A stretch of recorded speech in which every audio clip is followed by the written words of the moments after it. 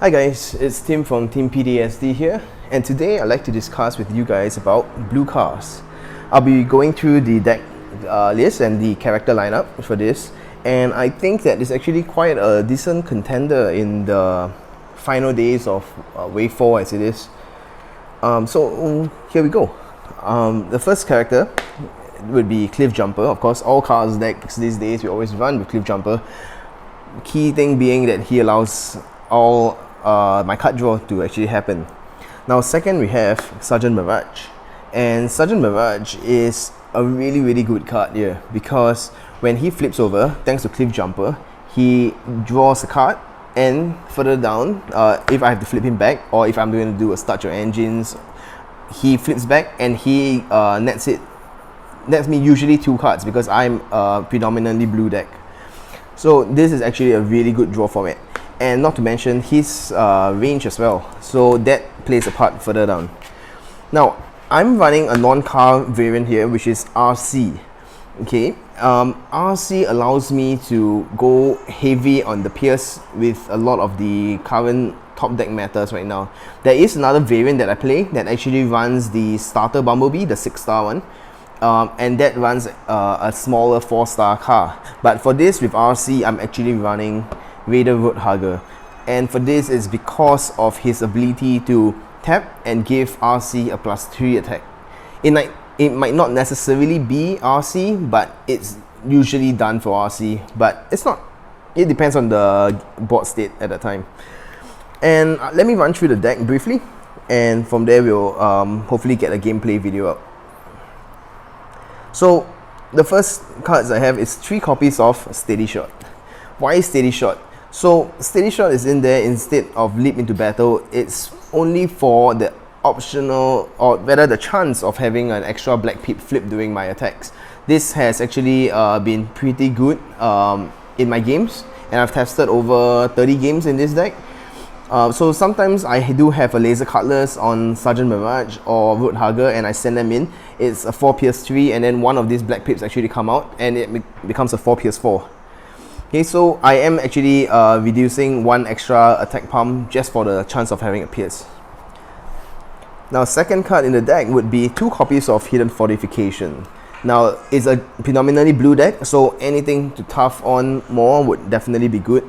This helps with Sergeant Mirage's ability as well in board mode, where if there is a face down or face up secret action, this has tough 2, so it actually nets him a tough 5, and that means you're flipping about 7 cards if you don't even have a white. Next we have 2 copies of The Bigger They Are. This is pretty self-explanatory. Most of my guys are 7 stars and below. I'm going to be hitting for a lot of bigger guys, and it's going to be a 2 attack PS4. Marksmanship, 2 copies. This is only relevant when Sergeant Mirage and even Cliff Jumper is on board. So Sergeant Mirage is range, and that means that I'm able to ping 2 damage to any board around. I'm not playing 3 copies because I am not fully ranged. As you can see, RC is a specialist, Roadhugger is melee. Cliff Jumper is melee on his car mode, but he is a range on the board mode, so that actually provides some options, as most of you who actually played Insects and you use that on Barrage. So I have 2 copies of Rollout. Now Rollout is a versatile card in this scenario because RC requires an orange pip to pierce more, but at the same time, if I do need to heal on certain matchups, this allows me to flip RC back and heal my entire board by 1 damage each. And of course, if my Mirage is on the board mode and I flip him back, it's always a bonus to draw more cards. So with all cars decks, Start Your Engines, definitely great to have around. Self-explanatory on that. And of course, in blue decks, Security Checkpoint is a necessity right here. You have no idea how many times being able to control an aggro deck's upgrades in hand has saved me. Okay, moving on to the upgrades that I have. I have 2 copies of Field Communicator, and with this I'm actually banking a lot on RC. Yes, she is the only specialist I have here, but I think that she is worth it in the early stages of the game to actually have this to actually play a free card. So this is just a white pip filler, which I think is I could always do with an additional slot of Sturdy Javelin, because right now I'm running 2, which I'll go into later. But I like the option of having the utility to play, because most of my cards are actually playable in this deck. So next we have 3 copies of Turbo Boosters, and of course this is self-explanatory for Chaos decks. I want to I would like to spread my damage around, divert the attacks. So Turbo Boosters actually helps with the untapping and swapping of damage around. So Sparring Gear is next. Just 1 copy is enough because of the green pip. Honestly, I don't usually wall up in this deck. Is because of the ability to redirect damage to my characters. So having a tough doesn't really weigh as important as it is in other decks. I do have 3 copies of Smoke Cloak, really because of the black pip that it presents. So with this black pip, as it was for Steady Shot, it's really just there to boost in a bit more pierce. The armor is nice in the later parts of the game when you have maybe 2 characters left and you just want them to survive a bit longer. On to the weapons. I have 1 copy of Enforcement Batons. 1 copy is enough because of the green pip. Most of the time, I'm able to redirect enough damage that my opponent having a weapon on doesn't really affect me as much. You probably get rid of that opponent first. Next is 1 copy of Noble's Blaster. Now I'm on the fence on this, where I might want to run an additional copy, but as of now, I think 1 copy seems to be sufficient. 2 copies of Sturdy Javelin. Now I'm not running a 3rd copy, and that's mainly because RC doesn't benefit from it. Roadhugger doesn't really equip it all the time. He's usually used to be tapped, so that leaves only Mirage and Cliff Jumper that gets the upgrades on, and I don't really see the need to actually ping 2 damage when I want to play something bigger, like our next card here, which is the Energon X. So 2 copies of the Energon X. With Cliff Jumper and Mirage constant draw power, I'm actually able to get this pretty consistently in my hand, that I don't really require 3 copies, and I think 2 copies is sufficient. Now, 2 copies of Laser Cutlass. This is a lower tier weapon in my deck to me, because I feel that I normally want to equip an Energon X for heavier beats, but if I'm hitting a deck like say Galaxy Prime, I definitely want my Laser Cutlass because I need to pierce him and his small guys off. Now, Grenade Launcher. We have RC, and Grenade Launcher benefits RC the biggest right now because it's definitely a 4 pierce, but of course in the later parts of the game, Cliff Jumper needs to finish off the job. If he's still around, Grenade Launcher does wonders.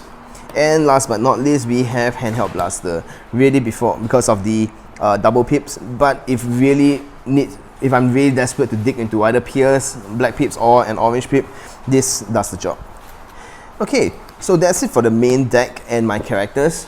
I will offer the sideboard on battle cards, but as of now, there is no real decision on sideboarding characters. I've never really wanted to sideboard my characters into a 3 white or even change the lineup much, but if there was a character that I want to go into, I would either consider Octone, just to change the game state a bit, and for really raw beats with Roadhugger and Sergeant Mirage. If not, it would be just removing RC, Roadhugger, and I put in Bumblebee, Trusted Lieutenant. Okay, so for the sideboard, I have 2 copies of Disarm, and this is really only for Galaxy Prime. Now, I don't necessarily need to have Disarm to win the matchup. It seems to be doing a pretty close, like 60-40 game without it, but Disarm just tilts the game into your favor. Okay, so 2 copies of Armed Hovercraft, and this is when you are playing another 4 or 5 white variant, and you just want to just have the extra burn to get across the board, especially for combiners. So the deck matchup that I have that I have the biggest trouble against would be Aerobots. So it depends on the variation of the Aerobots. If it's just the pure blue version of the Aerobots, I'm fine. This deck can out-pierce them. But if they are going for the heavier black version of the Aerobots, this deck may struggle a bit depending on your draws. It's really a rush, and so Armed Hovercraft actually helps to spread the damage out and deal more damage to Superior.